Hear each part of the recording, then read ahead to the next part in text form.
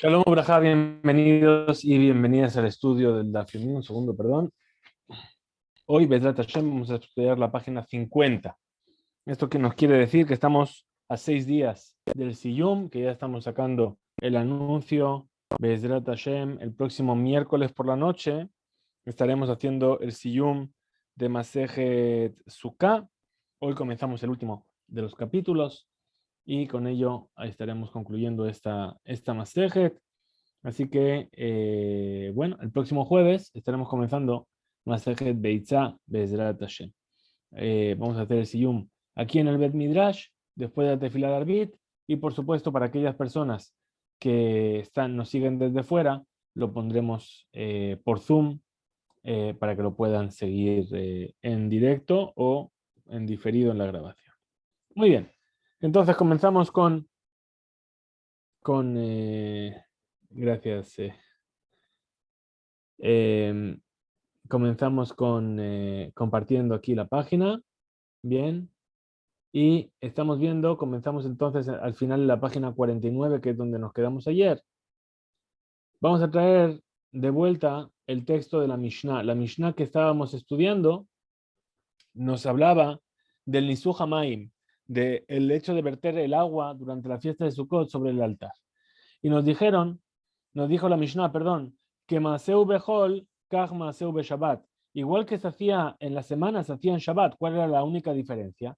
Que el agua no se traía el mismo día de Shabbat, como en el resto de los días de la semana, sino que se llenaba un tonel de agua del arroyo de Shoeva y se subía a una lishká, a una habitación en la Azará, y al día siguiente de ahí se recogían los 3 lugín de agua que se iban a verter en el altar.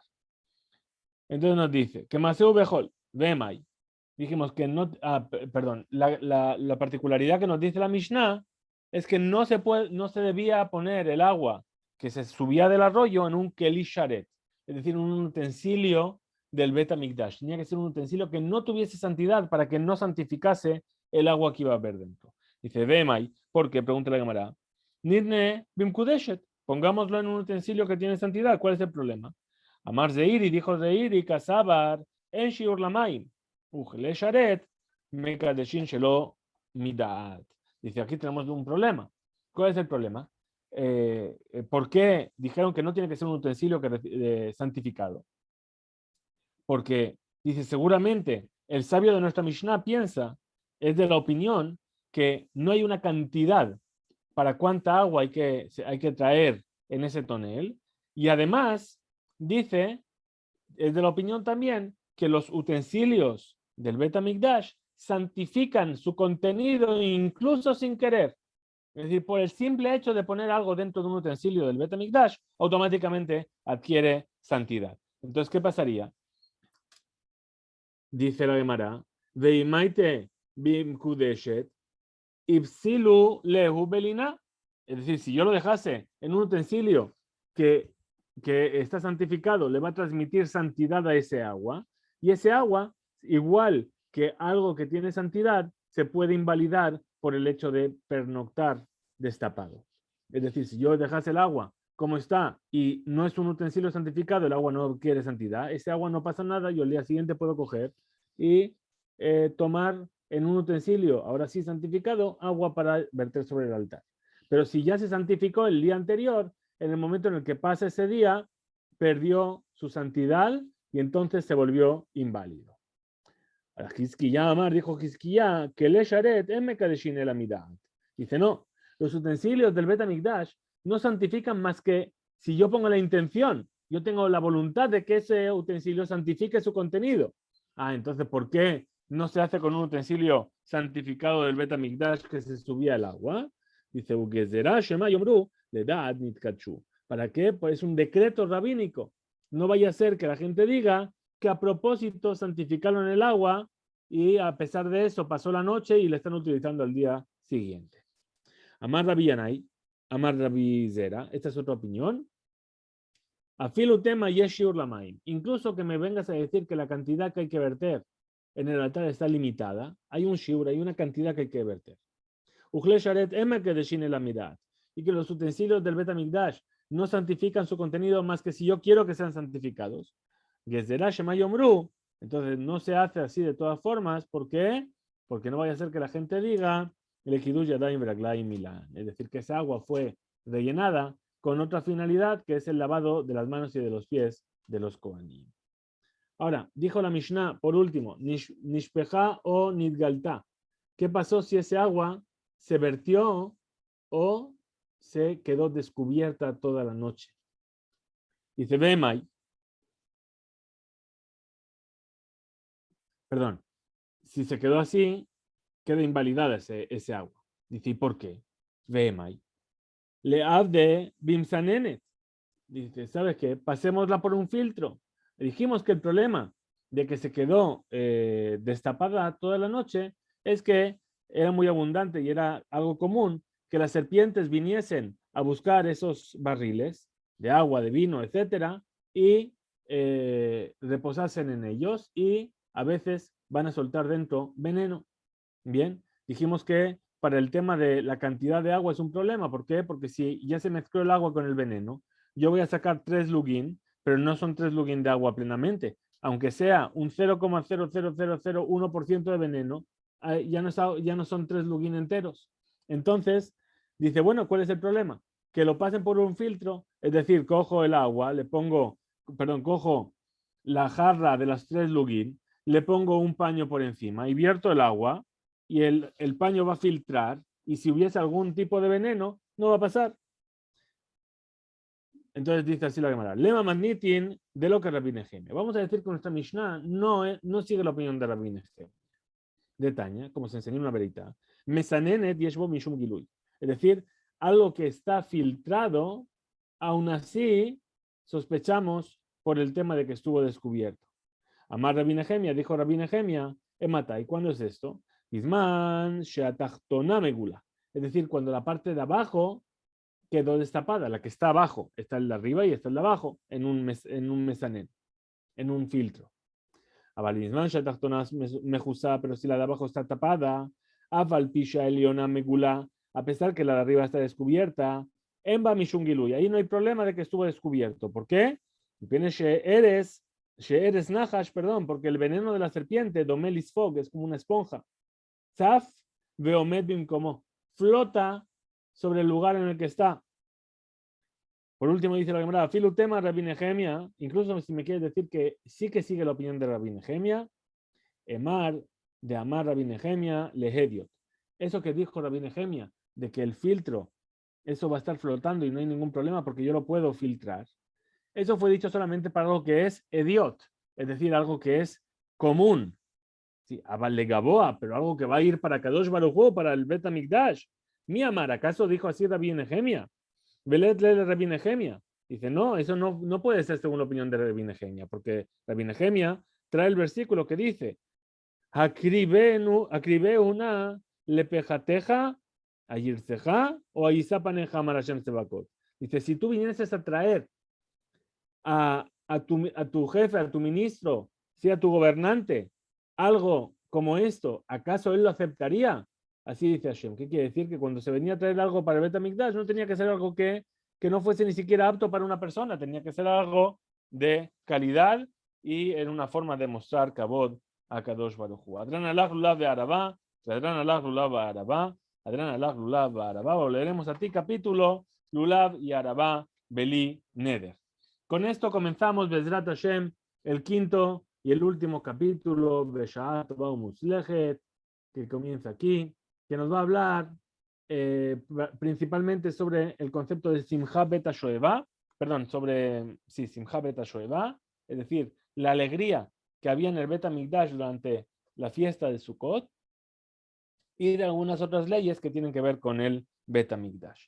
Nos dice así, Echalil Hamisha Veshisha. Dijimos ya en la Mishnah pasada, ¿sí? En la Mishnah del otro capítulo, hablamos del Jalil. El Jalil es una flauta, ¿bien? La flauta que se hacía sonar justamente para la fiesta, para que haya música en esta fiesta de Simcha Bet HaShoevá. Nos dice la Mishnah, Hamisha Veshisha, es decir, va a haber 5 o 6 días de Jalil, de flauta. ¿Por qué? Porque en la fiesta de Sukkot siempre hay un día de Yom Tov y un día de Shabbat. Ahora, si el día de Yom Tov y el día de Shabbat coinciden, me quedan 6 días de Hol HaMoed, y ahí todos los días voy a tener Halil. Pero si no coinciden, tengo de los 7 días, tengo que quitar un día de Yom Tov en el que no voy a tocar la flauta y un día de Shabbat en el que no voy a tocar la flauta. Me quedan 5. Hamisha Veshisha. Zeu el Halil Shebet HaShoeva. Sheno Doje Lo Et HaShabbat Velo Et Yom Tov. ¿De qué Halil estamos hablando? De este Halil, de Simcha Bet HaShoeva, de la fiesta del Nisuch HaMaim. ¿Por qué? Porque ese Halil, esa Simcha, no empuja la santidad del Shabbat en la santidad de Yom Tov. Muy bien, vamos a ver entonces lo que nos dice aquí la Gemara. Dice, Idmar, fue dicho, Rabbi Yehuda ve Rabbi Ena. Es decir, hay una discusión entre Rabbi Yehuda y Rabbi Ena.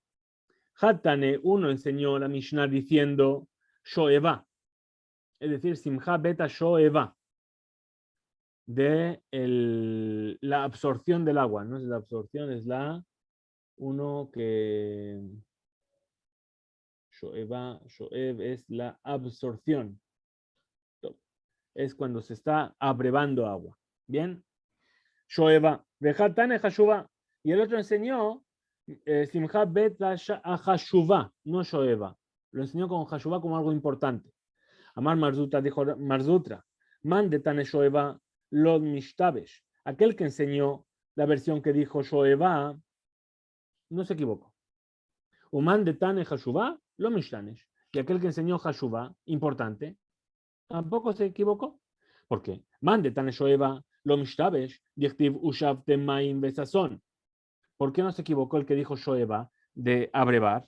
Porque está escrito en el versículo, y abrevaréis agua con alegría, con regocijo. Entonces Shoeva, Uman de Tane Hashuva, pero aquel que enseñó Hashuva importante no se equivocó de amar Rav Nachman, puesto que dijo Rav Nachman, mitzvah Hashuva hi. Esta es una mitzvah muy importante. Uba'a misheshet yemei bereshit, y ya viene desde los 6 días de la creación, porque dijimos que esos shitín, esos agujeros por los cuales se hacía caer el agua, fueron creados por Hashem en los 6 días de la creación. Por eso es una mitzvah muy, muy importante. Entonces, ya sea que sea Simcha Beta Shoeva o Simcha Beta Hashuva, las dos versiones son correctas y están muy bien. Tanura Banan, enseñó a nuestros sabios una vereta. Jalil Dojeta Shabbat. La flauta pasa por encima de la santidad del Shabbat, es decir, que aunque sea Shabbat se tocaría la flauta. Libre Rabbi Yossi Bar Yehuda. Es la opinión de Rabbi Yossi Bar Yehuda. Los sabios dicen, Av Yom Tov ven Adoje, ni siquiera Yom Tov es anulado por esta mitzvah. Amar Rabbi Yosef, dijo Rabbi Yosef, Machloket, Beshir Shel Korban. ¿De dónde está la base de esta discusión? En la canción que se hacía mientras se hacía el Korban también todos los días. Nosotros sabemos que cuando se traía el Korban, los Leviim cantaban. Ahora, de Rabbi Yossi Sabar, Rabbi Yossi opina y Karshira Bikli. Lo esencial de la canción de los Leviim es el instrumento. El instrumento musical, eso es lo que marca que los Leviim están cantando. Rabbanan Sabre y los sabios, perdón, Vedojeta Shabbat. Y entonces, si es el Keli lo importante, el instrumento musical es lo importante, entonces, ¿qué quiere decir?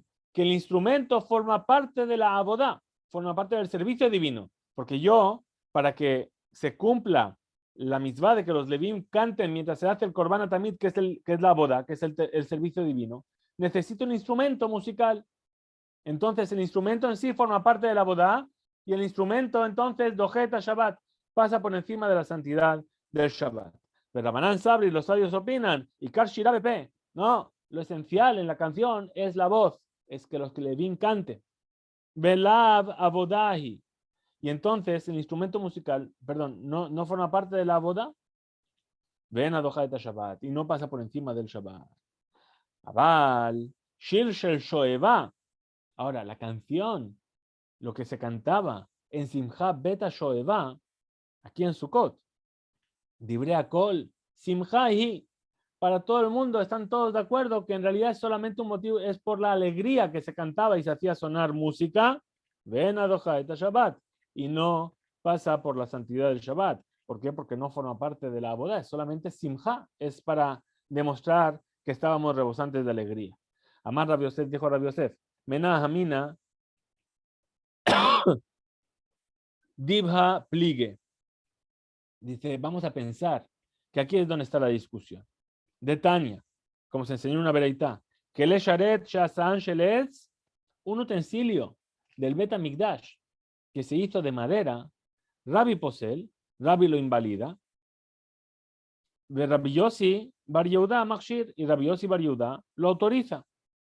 Dice, My Lab, Behaka mi plique, ¿acaso no es por esto que están discutiendo?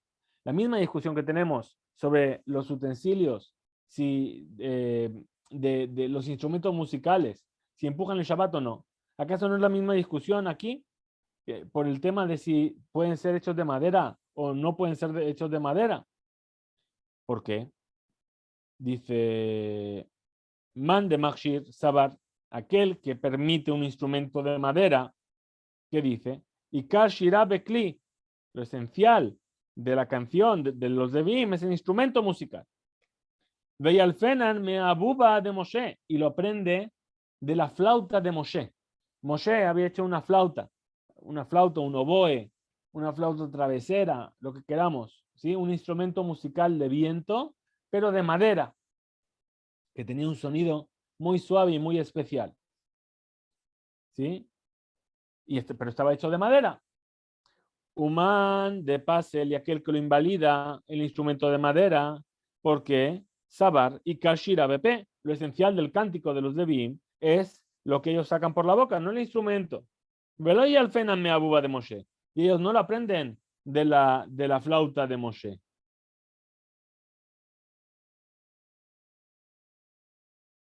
Aquí estamos. Responde la Gemara y lo rechaza esta opinión y dice no. Lo. De Kule Alma y Kashira Bekli. En realidad, lo esencial del canto de los Levim es la música que sale del instrumento. Veaja, Bedinan Efshar, Mishei Efshar Kamipliga. Pero aquí la discusión está en si podemos aprender algo que podría estar permitido de algo que no está permitido. ¿Sí? Bedanin Efshar, Mishei Efshar. Yo aprendo algo que está permitido de algo que no está permitido. Ahí es donde está la discusión. ¿Por qué? Man de Makshid, aquel que autoriza un utensilio de madera, Danin Efshar, Mishei Efshar, es decir, aprende aquello que está permitido de algo que no está permitido. Human de Pasel, y aquel que invalida el utensilio de madera, no Danin Efshar, Mishei Efshar. No aprende algo que es permitido de algo que no está permitido. ¿Por qué? De Beitema, porque si vamos a decir de Kule Alma, de Kashira BP, que lo esencial del cántico es con la boca, ven Danin Efshar, Mishei Efshar, y no aprendemos algo que es permitido de algo que no es permitido. ¿A qué se refiere esto? Por ejemplo, el ejemplo que estamos trayendo, la flauta de Moshe. La flauta de Moshe no es de metal. Y los otros utensilios son de metal. Es decir, yo quiero aprender algo que efshar, es decir, que se puede hacer de metal, algo que no se puede hacer de metal. ¿Por qué? Porque la flauta de Moshe era de madera, y aunque trataron de recubrirla de oro, perdió el sonido, ya no sonaba igual, entonces no podía ser hecha de otra cosa más que de madera. Veaja, bemelaf menora, mikeli, bichlale, ufrate, o berribuye, umiute, kamipli. Entonces, en realidad, dicen, todo el mundo está de acuerdo que lo esencial del cántico es lo que uno canta con la boca. Y que no se aprende lo que está permitido de lo que no está permitido. Ahora aquí aprendemos de la menorá, ¿sí? Es decir, la menorá, vamos a aprender si los utensilios del Bet HaMikdash pueden estar hechos de madera o de cualquier otro, o solamente de metal. ¿Y cómo se aprende? Ahí es donde está la discusión. Uno lo aprende por la técnica que se llama klal uprat uklal, y el otro lo aprende por una técnica que se llama ribuy umiut, es decir, añadir y disminuir. Y ahí es donde está la discusión. Vamos a entender. Hay dos formas, hay dos elementos, técnicas para aprender en la Torah. Una la tenemos en las 13 reglas de hermenéutica. Dice así, klal uprat uklal. Es decir, la Torah a veces da una regla general, después de una regla particular, sobre lo mismo y después volver a dar la regla particular. ¿Sí? Entonces, ¿qué nos dice ahí?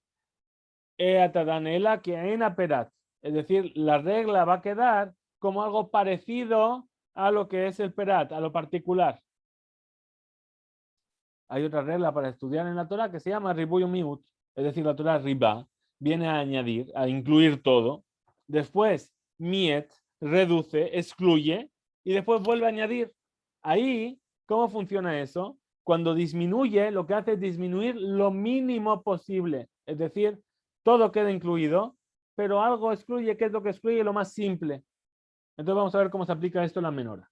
Tenemos la menora. Dice Rabbi Daresh Klaluprate. Klaluprate. Rabbi funciona por el concepto de Klaluprat. Aquí estamos. Rabbi Yossi Bar Yehuda Daresh Ribuy Umiute. Y Rabbi Yossi Bar Yehuda lo que hace es aplicar el Ribuy Umiut, añadir y disminuir. Entonces, ¿cómo es? Rabbi Daresh Klaluprate. Rabbi estudia por la regla de Klaluprat. Dice, Veasita menora. Veasita menora es una regla general, porque no te dice con qué. Harás una menora. ¿Con qué elemento? No sé, no dice con todo. Klal es una regla general. Cualquier material es apto para hacer la menora. Después dice la Torah, Zahav Tahor, de oro puro. Ah, esto es algo particular. ¿Qué quiere decir? Solamente lo puedo hacer de oro puro. Después, eso es el prat. Después viene y dice, Miksha taase eta menora, taase a menora. Después dice que hay que hacer la menorá de una sola pieza. ¿Pero de qué material? No nos lo dice otra vez. Entonces, ¿qué? Klal, uprat, uklal. Dice primero cualquier material, luego dice oro, y luego otra vez nos dice que no nos dice qué material. Entonces, ¿cómo funciona klal, uprat, uklal? Eatadanela que en la perat. Es decir, tienes que aprender algo que es como el perat, el particular. El particular que es oro. ¿Qué quiere decir? Que es un metal. Entonces, todo lo que sea de metal, yo puedo. Pero algo que no es de metal, no.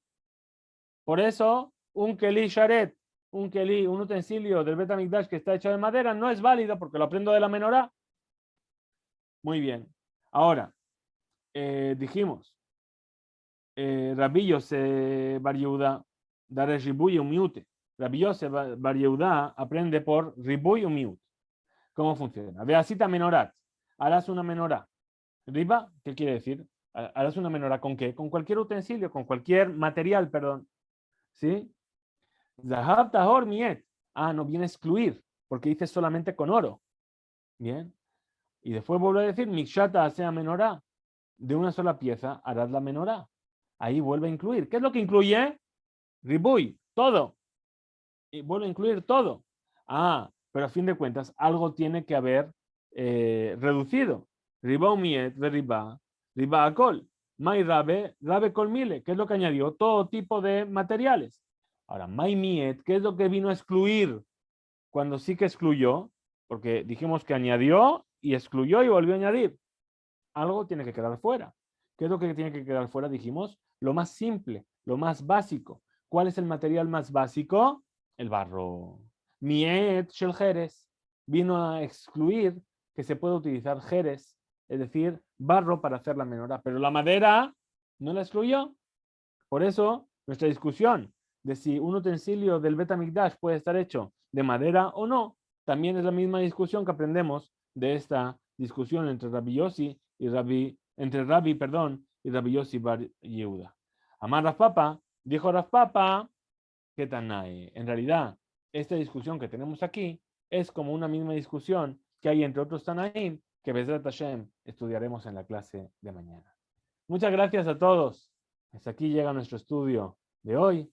Mañana, Bezrat Hashem, nos encontraremos antes de Shabbat para estudiar la página 51 y acercarnos a nuestro Siyum. Muchas gracias a todos y nos encontramos mañana, Bezrat Hashem.